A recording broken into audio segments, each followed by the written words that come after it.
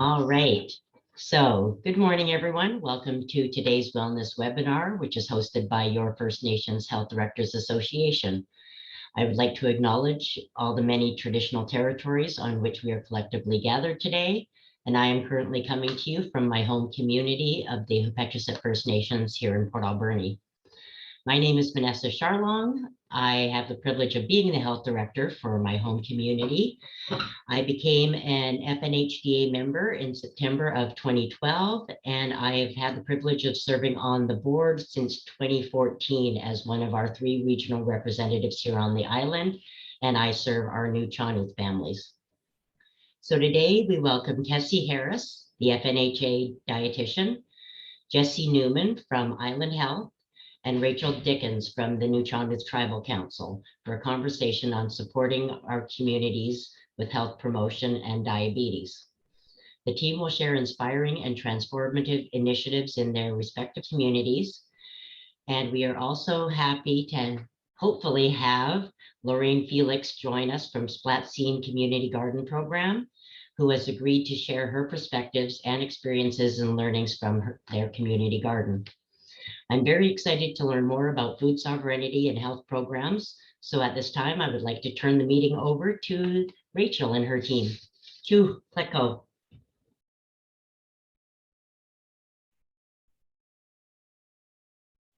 Amazing. Thank you so much, Vanessa, for introducing us, and thank you, Karen, for bringing us all together. My name is Rachel Dickens. I am a registered dietitian and certified diabetes educator. I'm originally from Prince Rupert and am of mixed ancestry. On my father's side, I'm a member of the Lac Whillam band, and on my mother's side, I am first generation Chinese to these homelands. I currently work for the Nuu-chah-nulth Tribal Council. I've been there for about 3 years and have the privilege of living and working on the unceded ancestral homelands of the Colloquiate First Nation. Previous to my employment with NTC, I worked at the Diabetes Education Center at the Royal Jubilee Hospital. I'm very grateful for my position to be able to work alongside the Nuu-chah-nulth peoples. And I give a huge amount of credit for the support from our health director of the Nuu-chah-nulth Tribal Council. Currently, my work is mostly focused on diabetes and diabetes prevention. And just last year, the Nuu-chah-nulth Tribal Council was able to get another dietitian position, and she's based out of Port Alberni, and her focus is more on food sovereignty, and her background is in farming and agriculture. Thank you so much, and I will pass it on to Jesse. How Rachel, Singaila, Jesse Newman, Hanadiki Gaga, Dihoya Jad, Akakyas Kigawe, Di Haida Ad Hilsek Ad Kwakwakiwak. Good morning, health directors. My name is Jesse Newman. I am a Raven woman from the Skidans clan, and I am Haida Hilsek and Kwakwakiwak. I grew up in Skidegate, in Haida Gwaii and Bella Bella on the Central Coast, and I come from 2 fishing families. My father was a fisherman, my grandfather was a fisherman. Well, actually both of my grandfathers were fishermen, and my cousins, my uncles, and I was very lucky to spend a lot of time on the water when I was young and had access to our foods, and always really loved how the whole process brought people together, like going out fishing. People were together when we were processing foods, we were together. And then of course, when we were eating foods, we were together. And so I really saw the power of our foods from an early age. And that was kind of the catalyst for me getting into dietetics. But I would say a lot of it was like my grandmother had diabetes when I was growing up, as well as my great aunt. And so just growing up and realizing that there was this connection between nutrition and health outcomes, and seeing the struggles that they had with their conditions, and especially like the racism that they experienced within healthcare really made me want to be like that safe place for people to come to learn and to just to work with each other. So I graduated from UBC in 2015. I worked in my home community of Skidegate for 3 years, focusing mostly on diabetes care. I would see clients one-on-one, and created a diabetes program within our community, did diabetes prevention work in schools. And so after that, I moved on to my current position, which is Indigenous health dietitian with Island Health. And so I work on Northern Vancouver Island, and my role is quite similar, but there's a bit more of, I would say, a public health aspect to it. So I work with a lot of like provincial initiatives. I still do a lot of work in schools. Still work with health centers throughout Northern Vancouver Island, work with Kwakwaka'wakw communities, Northern Coast Salish, as well as some of the Northern New Chalmers communities. But I would say my role is quite broad, so I do a lot of things, but diabetes is still my passion, but I would say nowadays I try to take a bit more of an upstream approach to healthcare. And so I'm part of a 2-person team on Vancouver Island with within Island Health. There is actually a South Island Indigenous health dietitian. So and her work is focused as well, like quite a bit on diabetes, some on food sovereignty. So if you are located within the South Island, and know that we do have an Indigenous dietitian down in that area. And if you are on the north end of the island, know that I'm here to support your food sovereignty initiatives, as well as diabetes prevention and management. And and I shouldn't mention that I'm located on the homelands of the Likwala speaking peoples, the Weewakai and the Weewakam, in the area known as Campbell River. So this is where I'm based, but I work all over Northern Vancouver Island. And I think that's pretty much it. And I guess I'll pass it along to Tessie. Amazing. Thank you, Jessie and Rachel. And thank you, Karen, for the invitation, and to Vanessa for opening us up. It's such an honor to be here today with you all. So my name is Tessie Harris, and today I'm joining you from the unceded homelands and territories of the Musqueam, Tsleil-Waututh, and Squamish nations. And I live here on these lands as an uninvited guest, and a settler of German and Scottish ancestry. And it's a beautiful day here in the city of Vancouver. And I'm coming to this conversation by my role with the First Nations Health Authority as the diabetes educator.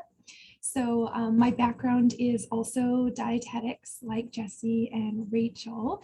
So I'm a dietitian and a CDE, which is Certified Diabetes Educator. And I think this conversation, well, I'm really excited for it because it brings together many of my passions, which sort of echo what Rachel and Jessie have shared, which is sort of looking through the lens of food and food sovereignty, and the sort of the power of food sovereignty and diabetes, and how we can actually really be supporting people's wellness journeys with diabetes, and community self-determination with both diabetes and food sovereignty, by bringing these initiatives together and these efforts.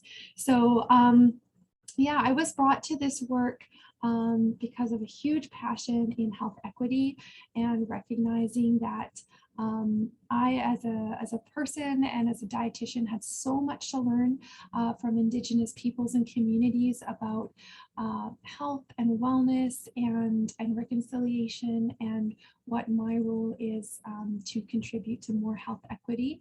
And we know that within the world of diabetes, Indigenous people do have much higher rates of diabetes within the communities, and that it's something we really need to steer the ship on.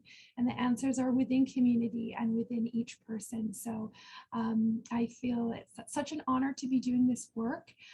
In this role, I am sort of in a provincial role, so I do my best to support all of the 201 nations across BC, and so very grateful to colleagues like Rachel and Jesse who are doing amazing work in community.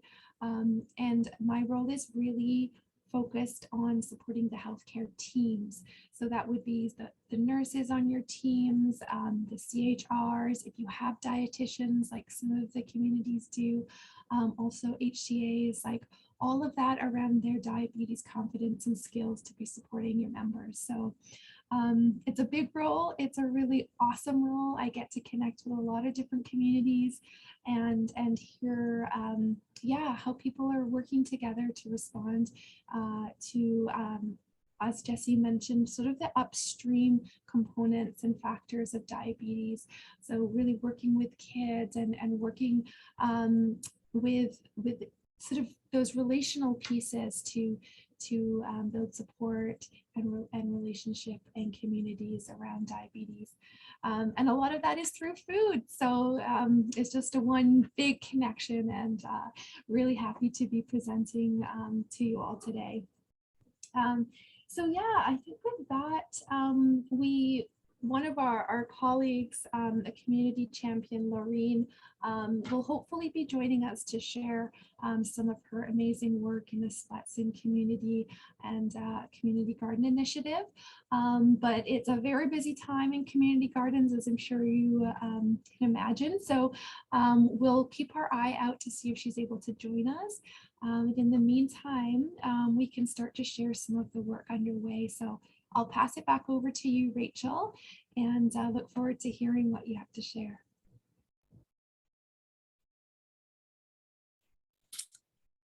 Thank you so much, Tessie. Okay, I would like to just speak a little bit about my role with the New Talent Tribal Council and what we've been working on specifically in relation to diabetes and diabetes prevention. So, first just acknowledging that there's 14 Newtowneth nations, and many of them are quite remote. Some are float plane access, some are boat access, many are logging road access, which can make getting healthcare practitioners into community challenging, or could make community members trying to access their physicians challenging. So with the Newtowneth Tribal Council, myself, nurses, counselors, wellness workers, cultural workers are able to travel into community and support community members as needed. And so here, just showing what we have in regards to diabetes. So on the left side of the screen, that's what we call a DCA analyzer, a point of care A1C machine. So when someone has diabetes, usually their physician will recommend they check their blood sugars through the lab every 3 months. And this test is called an A1C. So it can test your average blood sugars over the last 3 months. So it gives a lot more information than poking your finger one time a day, because it can tell you all the fluctuations after meals, overnight. So often community members will have to travel to a lab to get this test done. One now called the A1C Now, which is much more convenient, can fit in my backpack. And so we can also use it to screen for diabetes. And so we do try and hold regular screening events in community at least every 6 months for the nations I work closely with. And on the top there, you can kind of see in the screen, that's an endocrinology clinic that we've been working with. We got a grant to support virtual diabetes care. And so this can connect community members living with diabetes with a diabetes specialist, an endocrinologist, upon referral from myself or one of the nurses on my team. And usually what this session looks like, it's over Zoom. I will sit with the client, or the client will Zoom in from their home. I'll Zoom in from my office, and then we'll Zoom in with the clinic in Vancouver. and we'll have a full hour with them. So the case manager will go through their medical history, the medications they're on, their what's happening in their life, you know, the stress that might be happening, what their job is, you know, who's in their family. And then they'll go over some lifestyle suggestions. You know, they do some counseling on food and nutrition, physical activity, sleep hygiene, all those things. And then they'll make some suggestions around medication, either switching people off older medications onto newer diabetes medications or deprescribing, so coming off a lot of medication in general. And then they also give clients the tools with the support of myself to monitor their blood sugars with continuous glucose monitor. So that's the picture on the bottom right of the screen. That one's called the Libre, a flash glucose meter. There's another one called the Dexcom. They're also referred to as a continuous glucose monitor. So you can wear a patch on your arm or on your stomach for 10 to 14 days at a time. And it can either connect with the client's phone or a meter, and it can tell them their blood sugars in real time. So this has been hugely successful for giving the control back to the person living with diabetes, rather than having to rely on their physician or healthcare provider to make suggestions on their food or medications. So I will, over here on this screen, I just wanted to share this is someone I work closely with. His name is Paul Sam. He's originally from Mahouset, and he currently lives in Port Alberni. So I was connected with him after he left treatment. One of the NTC nurse navigators was seeing him regularly to help set him up in Port Alberni. And then she referred him to me. And it was during the pandemic, so our initial communication was done via phone. And then eventually when we got to meet in person, Paul was really open to trying this Libre. So, you know, it was quite, you know, technical, even for myself, the initial learning curve, but he stuck with it. And I was able to watch his blood sugars from my phone about it. He would adjust his food based on what he could see his blood sugars were doing.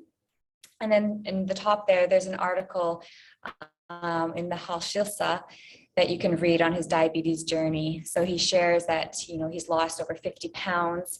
He's come off all of his pain medication. He exercises every day. That's him and his electric bike. And he talks about his mood as well. So, you know, this is just, you know, one story of many people living with diabetes when they've been able to take back control of their health, sometimes with the support of technology like the Libre, or sometimes via other means. And then just on the top right there, Paul is sharing how he's really changed the food that he chooses based on his Libre. And so he dehydrates his own fruit, and he chooses nuts more often because he knows that the protein and the fat in the nuts don't affect his blood sugars as much. So here I just wanted to share some of the work that community members are doing on their own in relation to food and food sovereignty. Of course, you know, they acknowledge that their traditional foods aren't as available as they once were, you know, due to various reasons such as climate change, you know, unsustainable fishing and harvesting practices done by outside of community members. But they do continue to exert their rights. And here's two young boys that have, you know, caught their own first seal. And I know this is something that community members in Mahouset specifically have been speaking about doing more often. And then on the far right there, you can see that's the seal blubber in the smokehouse. These are just some more photos of some of the, you know, special traditional foods that I've had the honor of being able to witness people harvest and consume. And, you know, I'm always here to support any food sovereignty, food related project, but community members are doing amazing things, you know, on their own. This is the Nutella seasonal round. It was adopted from the education department from NTC. And Jessie and her students helped to make it more visually, I guess, stimulating. I know a lot of other nations have their own seasonal rounds, and I love, you know, using this with youth groups, and just as a nice visual to kind of remind us what's in season. And this is This is housed on the NIDA, the National Indigenous Diabetes Association website, if anyone wants to have a closer look at it. So in regards to health promotion, specifically over the pandemic, we were working on a few projects. This one is a cookbook, so it's a community cookbook. We have hard copies of it that we give out to Nutronic members, specifically with diabetes, but also we're working on getting more copies for everyone. A lot of the recipes are given or donated by community members, and some of them are my own, and some of them have just been adapted to be more, I guess, diabetes friendly. So sometimes more high fiber, always including a protein source at breakfast, maybe removing some of the refined carbohydrates or portioning them out. So this is also housed on the NIDA website if you want an online copy of it. And we're looking at doing a new version of it this summer. These are some of the resources that we have and that we use specifically in regards to diabetes. My favorite one is this picture one on the left, just a nice visual which shows people which foods increase blood sugars and which foods don't have an impact on raising blood sugars or can help to decrease blood sugars. So if someone does start on the Libre or the Dexcom, which monitors their blood sugars over 24 hours, I often give them this resource as well. Because if they do see a spike in their blood sugar levels, they can refer back to this picture and see, okay, was it because I had oatmeal with fruit and milk? So even though all those foods are very healthy, a lot of foods that, you know, three foods that increase blood sugars at one time can create a bigger spike in blood sugars. So then they can refer to the middle column and see that protein foods don't really spike blood sugars. In fact, if you have them with some carbohydrate foods, they can help to lower blood sugars. So on your oatmeal, you could add some nuts or some peanut butter or have some eggs on the side. Healthy Snacks for Diabetes is also a really great resource that I love. And on the back side, there's some snack ideas that are just protein sources, so won't have any impact on blood sugar levels. And then the other one, breakfast ideas, is a big one that I focus on. You know, what I see a lot, not even just in the communities I work in, but when I was at the Diabetes Education Center at the Jubilee Hospital, breakfast tends to be a high carb meal. You know, we like cereal, we like toast, we like fruit. So trying to think of options to add some protein there and to limit the amount of carbohydrates at one time. And these are also on the NIDA website. We started a Nutrionist YouTube channel. So we have a few videos there, healthy eating for elders, some better choices for blood sugar levels, with a healthy breakfast ideas, one on gardening, one on solid foods, and one on getting enough iron. And so if you go onto YouTube, you can see some of these videos. Some of the collaborations that we've been working on. So NIDA, the National Indigenous Diabetes Association, put out this great book called Gifts from Our Relations. So you can order hard copies or you can get a version online as well. And it goes through traditional foods across Turtle Island, some of the nutrition components of them, and some of the traditional harvesting or hunting or fishing techniques behind them. And then there's also a recipe attached to each food. We also did some videos with NIDA. So these are shorter 1 to 2 minute videos. And they're also on our YouTube channel. And I just want to point out one of our first videos was actually with Paul Sam. So you can see him there on the bottom right of the screen. And you know, in this video, he makes a joke that, you know, he's lost 30 pounds already and now he can see his toes.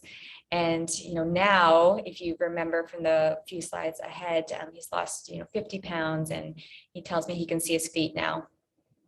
So it's nice that we can follow along on his journey, and he's always willing to share his story. Another project that I've been working on that is accessible to anyone that cares to browse YouTube is the Food is Medicine cooking show with iSpark, Indigenous Sports and Recreation Council. So we've done about 5 cooking shows now in all different communities. And this is with my colleague, Fiona, who used to hold the Indigenous Health Dietitian position based out of Victoria. And so this one here, Vanessa, you might recognize some of these Ahousaht folks. We went to Ahousaht and we cooked some kwakmis, which is herring roe, and we did salmon cakes, as well as salmon over the fire. This one here, and so these are also available on the YouTube, on iSpark's YouTube. This one was in Ucluelet homeland, so Ucluelet. And we did some healthy snacks, so kind of just showcasing some healthy snacks for energy levels, for diabetes prevention, and just overall health, and the importance of bringing people together over food. And on the bottom right there, that one actually was a hit, and I've done this recipe quite a bit now with some groups with youth. And so it's a nori seaweed wrap, and we make a little mix of mayo or yogurt and lemon zest and lemon and some spices, put that on the nori and fill it up with vegetables or salmon or whatever, and then roll it up. So it's kind of like sushi without the rice. People can eat it like a burrito, and that will be in the new cookbook as well. This was a camping episode that we did. So we focused on foods that you could have while you're camping. So we made a wild meat chili, and we made a crumble kind of over the fire or in a cast iron. And this one was in Wasanich homelands. And this one here was in Cowichan homelands. And we actually used the air fryer, which I love.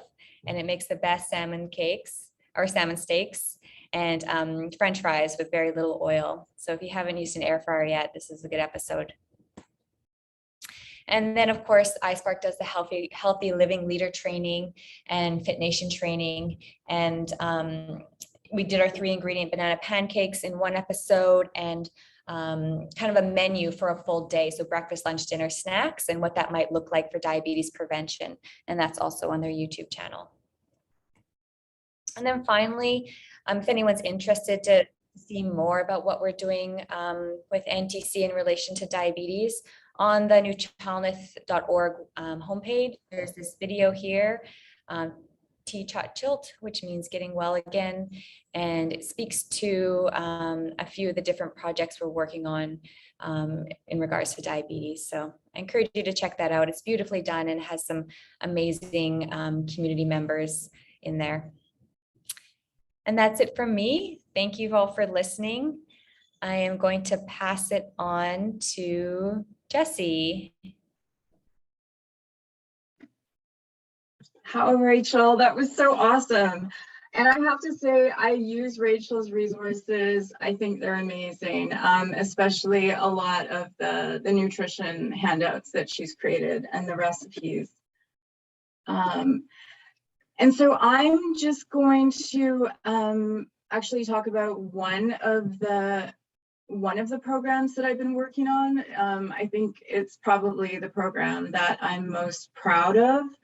I think it's just been so impactful, and I think every community could benefit from having some sort of program like this. And I think it's just so important to get our traditional foods in the hands of our youth and get them excited about it and learn about like the seasons and what foods are associated with each season and how to harvest, and really just like honor the knowledge that our elders really hold, and create positions within our communities for that transfer of knowledge. And so a bit of background on this initiative was, I'm not sure if I mentioned it at the beginning, but I work within the Indigenous Health Program within Island Health, which is our health authority on Vancouver Island. And so we give out grants each year to communities on islands. So there's 50 nations, and anyone can apply to our IHIP initiative. But around the time that COVID was hitting, I think it was like March of 2020, we actually had some leftover funds from the program. And I think it might have only been like, I don't know, $30,000 or $60,000. I can't really remember right now, but one of our managers came to myself and my former colleague and was like, do you want to put together some sort of proposal around like food sovereignty? And so we got together and we realized that we felt like there was so much going on around the South Island, and that the North Island, like there just wasn't much happening around food sovereignty. It just seemed like it was being a bit ignored and nothing was really happening. And so we put together this proposal to create a position within community for a knowledge keeper from that community to work with their members, and just to really, I just felt like whenever I saw something amazing happening in community, there was always a position that had been created for that person. I felt like so many times, like so often, like knowledge keepers are doing the work off the side of their desk, and it's just not sustainable. It's not fair. And so we put together this proposal, and there was money as well from what's called the Island Food Hubs Network, which is a collective of, I think, about 8 or 9 food hubs all throughout the island that work towards like food security. And so they are also funded by Island Health, and we have a pretty good relationship with them. We also wanted to support Indigenous food sovereignty, and so we like pooled together this money. Our managers like looked at our vision and they were like, okay, find 2 communities within the North Island that could pilot this program. And so we found one Kwakwakiwak community and one Nuu-chah-nulth community that we felt could really like take this on and run with it. Like we saw some things going on. And so the communities that were chosen were the Mochit community in Sahana, and the Wheatlalayu, which are located within Yalis or Alert Bay on Cormorant Island. But what was so great was that I could see that like those nations had like pretty strong relationships with other nations and smaller nations that surrounded them. And so what I could like envision was this program not just benefiting like the people within the nations and bringing community within one nation together, but I could see it creating stronger bonds between nations, which was really exciting. And so Sakana works quite closely with Ahadis and Uklaji, which are 2 of the more northern Nuu-chah-nulth communities. And within the Wheatlalayu, they definitely have like some strong relations with the surrounding Kwakwakiwak communities, especially at Guayastums. And so we had this budget I mentioned earlier. It was like $29,000 from our IHIP program, and we had $29,000 from our Island Food Hubs program. And that money was coming from the Community Food Action Initiative, which is a granting program for food security or food sovereignty within BC.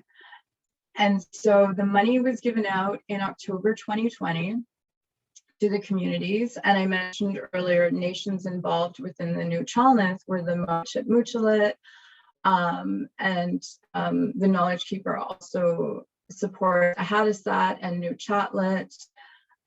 Within Kwakwakiwak, it was the Wheatlalayu, which our group, kind of like an amalgamation of displaced nations, including the Mamalilakala, Hlawitsis, Dinakdao, and the Quiwat Sutano Huimis, which was super exciting. And then just to quickly give you some context on where these nations are located, Sahana is located right here within Northern Vancouver Island, and those northern communities are here. The Wheatlalayu are located within Yalis, which is Alert Bay, within Numgi's territory here. But I mentioned as well that they also do have strong relations with the surrounding areas, which has been really nice. So that's just to give you a bit of an idea. Like, they are somewhat remote communities. Sahana is located, I would say, about an hour and a half from the nearest grocery store. The Wheatlalayu there is a small market in Alert Bay, and there also is a market in Port McNeill, which is a ferry ride away. So they had some challenges, and I felt like they were like, they just were ready. And so this is Christy, who is the knowledge keeper who was chosen from the Moachit Muchalit. I think she had worked with the community before in a different capacity, like maybe with, I believe it was within the Toronto Tribal Council. She had like a wellness role, and she was the health director's choice. And so she was chosen. And this program was more focused on gardening, which is interesting and amazing, because I feel like so often, like, communities get money for gardening and they build a garden and it doesn't really go anywhere. It kind of like, it just falls apart. And I think if a garden is going to be successful in a community, it really has to have somebody championing it from within that community. And so Christy doesn't live in the community, but she has a strong relation. She's there quite often. And it's been incredibly successful. But I have to mention that this work was going on before this money came around. Like, the community had this vision, they were already building a garden, but I just really like wanted to support it. It just felt like it would be a good relation. And so Sahana is a smaller community of about maybe 200 people, give or take. And the garden is located in this hub area where they have like the House of Unity, which is kind of like the community hall, as well as the band office and the health center. And so it's kind of located in this perfect location. They've named it the Friendship Community Garden. And it's really just been like this amazing, safe space for people to come together during COVID. It's really brought community together, which is exciting. And these are some photos of the garden. This is Christy with some volunteers, and their cultural worker comes down often to take part. But I think what's so exciting for me is that it's people of all ages. Like, there's kids coming to the garden, there's elders coming to the garden, and it's just been like this amazing space. And it makes me think of like the healing power of our foods. And Christy has noted that it's kind of been like this safe space for people to just open up. And she's realized that a lot of people have started talking about their traumas within the garden. And so she actually ended up taking a counseling course, which she's still enrolled in, because she was just like so inspired by how people were just compelled to become vulnerable within the space. And so this is the preschool, which is located in that hub as well. And so the garden supplies like veggies for the school as well. And I've just been so amazed at how much food is being produced within the community. And so Christy had this vision to create a pantry, which was housed within the elders building. And this is just where any community members can come and and get what they need. And then this is another photo of the pantry, just like amazing. And so they're in the process now of creating like a standalone pantry, which will be located next to the garden. And maybe creating like a little bit of like a cooking space or like a food prep space, like a hand washing station. I know Christy really wants to create like some sort of butchering type space as well within the community, so that when community members like get an elk or a deer, they don't have to end up taking it to Courtney, I think, which is the closest butcher. So having everything within community, and but also, you know, using that as like a teaching opportunity. And so this is her social media page, and she's created like a Facebook page. So whenever anything is available in the garden or she's in the garden, like she'll put the word out on Facebook and people will come around. She had she had this huge like salmon canning workshop, I think just like maybe a month or two ago, where they had like 200 fish and the whole community came together and like jarred it, which was really cool. And she does some videos where she will like do canning and or she'll talk about like gardening. So I've just been so blown away by Christy, and I think it's just so amazing what a little bit of money can do within community. And so and then the other program within the Wheat LLU was a bit different, and this is Luke. He was the first knowledge keeper. It's transitioned, and the new knowledge keeper is, I believe his name is Lewis. He's an elder, but I just thought this was kind of cool because like Luke is a bit of a younger guy. He might be like in his late 30s or early 40s. But the community I mentioned, it's within Alert Bay. It's the Wheat LLU, which is a group of displaced nations, and there might be about 200 people within this community. But the program was focused more on cultural mentorship, which I thought was so amazing. And so it was really bringing together like youth. I think they had maybe like 6 or 7, I think grade 11 and 12 students that were chosen to take part. And so he really like mentored them and took them out on hunting trips and fishing trips, like what to look for when you're out like harvesting, how to butcher, how to take care of the food. But it wasn't just him, like you can see here, like it was a lot of the community members that really came together and were just so excited about this program. And so I think they might have done like 8 trips last year. And so one of them was they went out and got clams. And then what they really wanted to focus on was what they said was like getting back to the old ways of having the men go out and do the harvesting and the fishing and coming back, and having the women take care of the you know what was caught or hunted.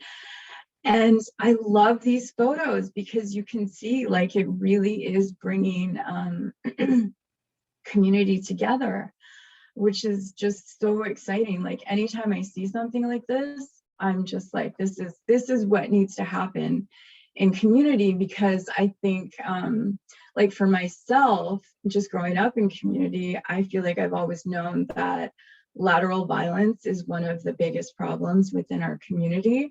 But if we can get people together, I just think that's such a great way to counteract that. And so that's the clams. And then they I believe this might have been like seaweed from the North Island or from Bella Bella, but every single community member benefited from this. Food was given out to everybody just because it was such a small community. It was quite easy. And so these are some of the youth that were out learning what to look for during the spawn. Some more photos, crab that was given out to the community. Some oolakins as well. You can see them being delivered within community. And so I'm just worried that I'm getting a little bit over, but this is the last slide. The community also wanted to focus on the good food box. So this is it going out to Guadastones, which is the community that's a bit more remote on Guilford Island. And so yeah, just like super blown away by like what a little bit of money can do. And so this program is ongoing. It continues to be supported by the IHIP program and the Community Food Action Initiative through the Good Food Box, through the Island Food Hubs. But we've also found like various grants throughout the province. Like there's so much money for food sovereignty right now. And so the program's been expanded to like the Tofino area, which we're really excited about. Yeah, like everybody's really stoked on this program. And I just hope to like someday create a network of knowledge keepers within Vancouver Island. But I just want to mention that I also do work with youth around diabetes like awareness. So like high school students, if you're located on the North Island, and then like nutrition groups, cooking groups, diabetes groups, just if we haven't been able to connect yet and you're located on the North Island, these are the communities that I work with. So I'm gonna pass it along to Tessie now. So amazing. I've heard you share several times, Jessie, about this program and Rachel as well about your work. And just every time I'm so inspired by the stories and the photos and just the amount of energy that's going in. So yeah, thank you both for sharing. And I do see we have a question. We have lots of time, so we can pause if we want to take a look at this question before I share, or we can. It's about the grants. So where do we apply for these grants? Asking for the P2DOT. So I know you mentioned a little bit about the CFAI, which I believe is through the regional health authorities. But do either of you want to speak to other grants that you've been able to access and the granting process? Yeah, I can speak a bit, but I also know that Rachel has accessed an amazing grant. So I'll just speak first that, yeah, like we work with the Island Food Hubs, who the CFAI money, the Community Food Action Initiative money is given to. And within like each health authority region, like there will be an organization that is kind of housing that money. But other grants that we've been able to access were the First Nations Wellbeing Fund, as well. Like Island Health has community wellness grants that we've been able to access. Yeah, I think there was like the Vancouver Foundation as well. We got a grant through. The Victoria Foundation also supported this through a South Island initiative. So there's so much money out there, and myself and my colleague actually did create a document on grants that are available.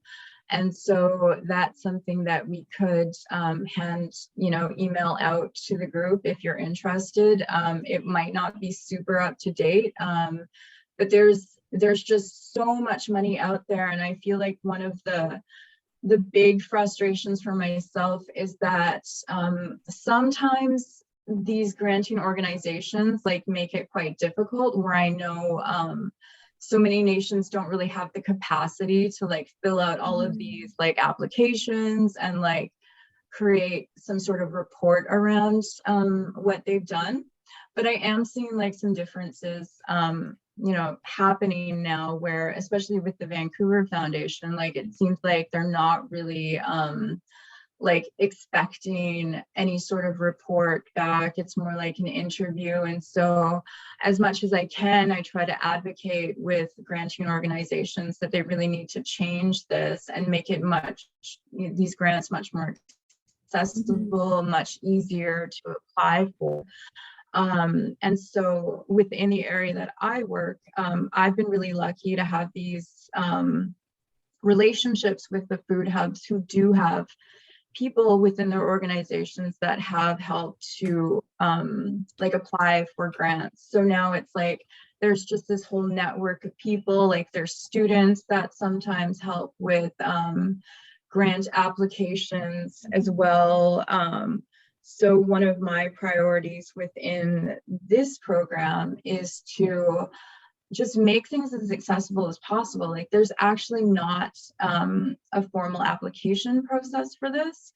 There is no like formal reporting process for this. It's more like I would say like photos and just like briefly tell us what you've done. Like it's just all about removing as many barriers as possible. But yeah, like I said, I'd be happy to send out that list that we've created. I know it's always building. I feel like now that there really is this focus on, I would say, like UNDRIP and the TRC's calls to action, like organizations really are trying to align with that and create more money for food sovereignty.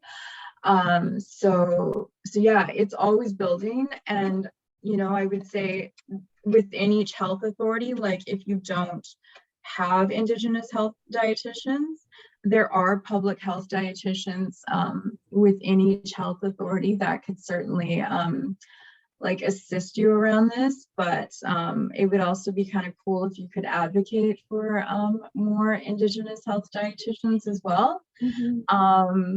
But yeah, so I'd be happy to send that out, and I would love to hear what Rachel has to share about her grant. Thanks, Jessie. We have applied for numerous grants.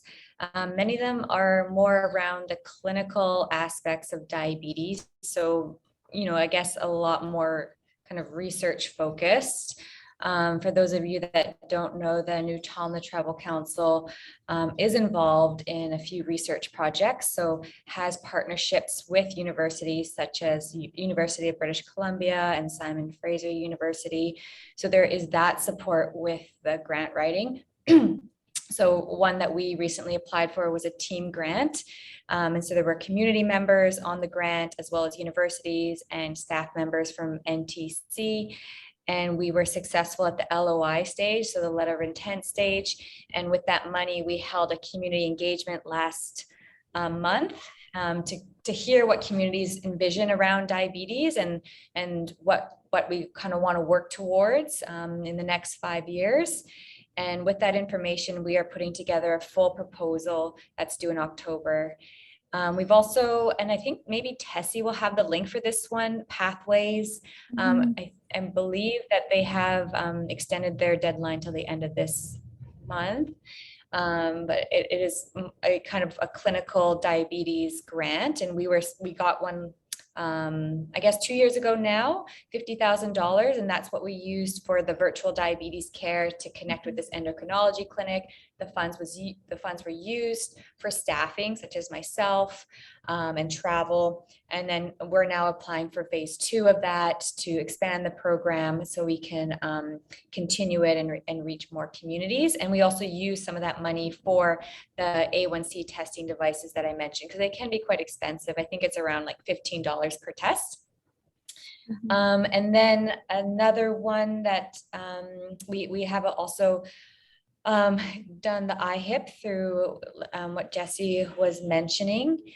And yeah, I can't really think of anything else right now. Oh, someone mentioned in the north, I saw that in the chat. So Mhm. I know the Lawson Foundation recently had a diabetes one, and it was specific for northern regions and diabetes. That deadline has passed, but it's good to keep your eye out on that organization. And I find that iSpark, Indigenous Sports and Recreation Council, their newsletter is really great for outlining which grants are available, and that's across BC. So they're a good one to be connected with. Mhm. Maybe I can just quickly pass it to you. mention one more thing. So I know that within the Interior Health region, they're looking to create some sort of program like we've created like a knowledge keeper type program on Vancouver Island. So that's something to look out for as well if you're located within Interior Health. Thank you so much. And one other one that I want to highlight that is still open.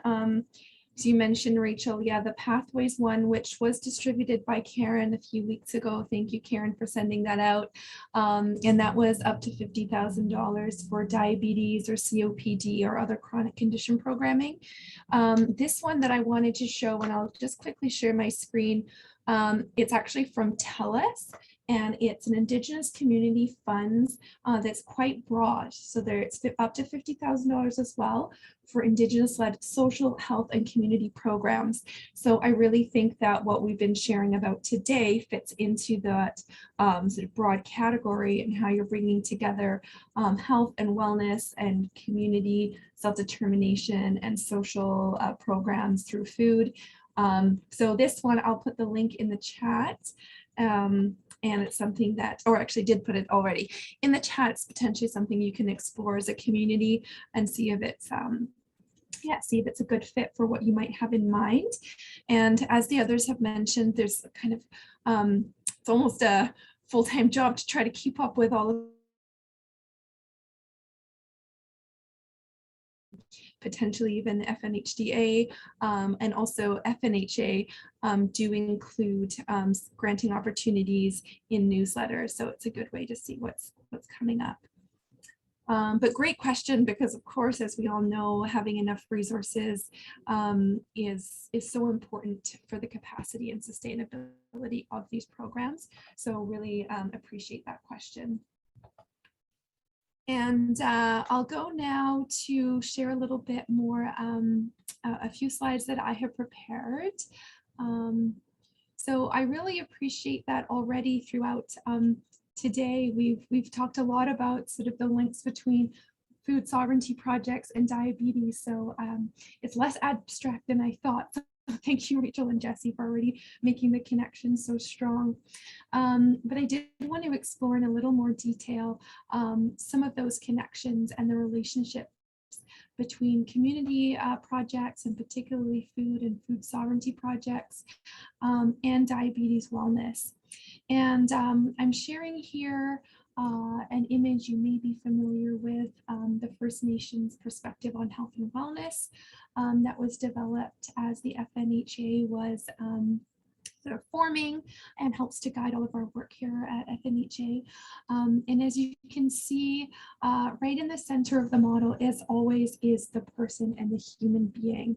And too often when we think about diabetes, we focus so much on sort of the blood sugar and the foods and checking blood sugars and protecting the vessels, and all of that is very important, and it's a lot of what we do as healthcare providers is provide support and education around those pieces. But we also really need to remember that it's a whole person at the center, and looking at the mental and the emotional and the spiritual aspects of people's wellness when they're living with diabetes, or just living a healthy life to prevent diabetes. And so I really always come back to this model when I think about diabetes, and how we as people and families and communities also sit within those values of wisdom, respect, relationship, responsibility, and then sort of the community and the social and economic and cultural and environmental impacts. It's a lot in this model, and really I find helpful to to bring together all of those themes that have been shared by Jessie and Rachel about the community food projects. And the last piece of this is, as you can see, it's really the community that centers around individuals and families, and we all have roles, and really seeing like the mutual responsibility of looking after one another and making sure that the land is well and the community is well, and that helps our spirits be well, and support health overall. So yeah, so I'm not sharing on a particular specific project in any of the communities, like Jessie and Rachel, who work directly alongside. I'm more taking a step back to look at how, when you're thinking about applying for grants, or you're thinking about program planning, and how to allocate resources and funding and time, how we can really bolster both food sovereignty, food security, and diabetes work at the same time through these types of projects and programs. So as we've heard and as we've seen in the examples, we can see that food sovereignty really builds many strengths. So of course, connections to the land and waters and the traditional foods of those lands can really help to build confidence and identity and community. So love the mentorship model that you had shared, Jessie, about, I believe it was Tyler, and really bringing on a lot of the youth to learn skills and to learn traditional knowledge, because that can really help with their confidence and identity, which we know are protective factors when it comes to diabetes. Being out on the land, it really encourages movement, being like moving around on the waters or the land, as well as a positive relationship with food.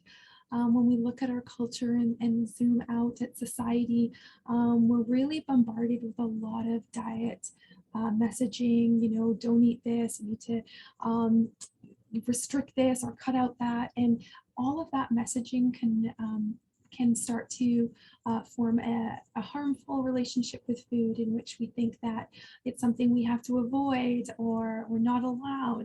And when we're out on the land and harvesting and learning from community members and knowledge keepers, it really can support that positive relationship with food, which translates well into living with diabetes in a good way. The food sovereignty projects are generally community-led. Like both of my colleagues acknowledged, many of these projects happened before we were dietitians or living in community, and they will continue to go on, and they have gone back for, since time immemorial. So really communities know what their food systems are and how to best kind of live with the ecosystem and the traditional foods around them. Which of course supports self-determination. We see that these programs also build capacity and relationship in community. So people coming together, maybe elders and youth coming together, or sometimes you see that community gardens or other projects have like, say like the maternal child health group go out and people are connecting over the food, or other schools. So really bringing people together and building relationships.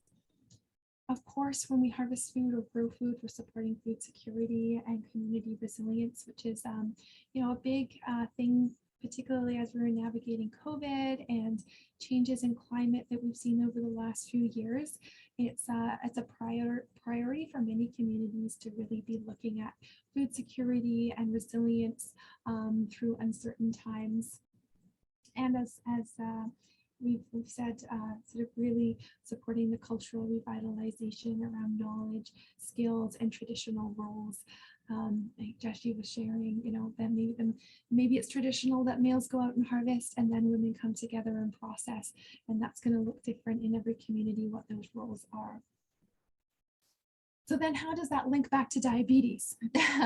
So we know that diabetes wellness, a lot of it is about confidence and about identity and about connection. So when people have the opportunities to learn traditional knowledge and skills and be part of a community and be part of an initiative, they have increased confidence and increased sense of connection. And then, of course, as I mentioned, if you do have access to those fresh local foods, then it can support your food security, and those foods are part of a healthy, balanced diet, which we know is important within diabetes. And also just balancing mind, body, and spirit, being out on the land, being with others, taking time to be still and connect with the foods, all help with balancing those different aspects of ourselves. And all of this supports empowerment, which, as I said, we do see improved diabetes outcomes when people are empowered. And the last thing, just to kind of bring it all together, is how are we tying awareness and responsiveness to diabetes into food sovereignty programs. So I love what you shared, Jessie, about people really feeling safe when they're out in the garden and connecting with people, and with time they start to open up about things that are hard to talk about, whether it's past traumas, but also sometimes it is people's relationship with chronic disease. There has been a lot of harmful messaging around diabetes that can evoke stigma or shame if people feel that it's in any way their fault, which we know it's not. But sometimes those messages have been coming loud and strong for too long, and people think that it's their fault that they're living with diabetes. And so it's really important for us to have spaces that people feel safe and supported to talk and connect about what's going on for them. And also we can weave in messaging and awareness about diabetes when we're talking about traditional foods and food sovereignty. The more we talk about these things, the less weight they hold. If it's kind of always part of a conversation of, oh, these foods are really good for blood sugar because they're high in protein and they're high in fats and they're low in simple sugars. So if we're weaving in these messages, then it increases awareness and potentially someone's confidence to ask about diabetes. And I mentioned again, like just, can be helpful for blood sugar management in terms of physical activity and reducing stress. So really the programs dovetail well together. So yeah, I just wanted to share this because sometimes in health, we see a lot of silos, right? Like this is our elders program, and this is our diabetes program, this is our food program, but a lot of these components overlap. And in terms of program planning and like I mentioned earlier, resources, where we're putting our resources and also applying for things like grants, the more we can show the bridges between these and how certain initiatives can really benefit in multiple ways community members, then we're more likely to access those funds, as well as to support our members with their wellness. So just going to stop there, and we still have time for questions or feedback or comments, anything that you'd like to bring forward.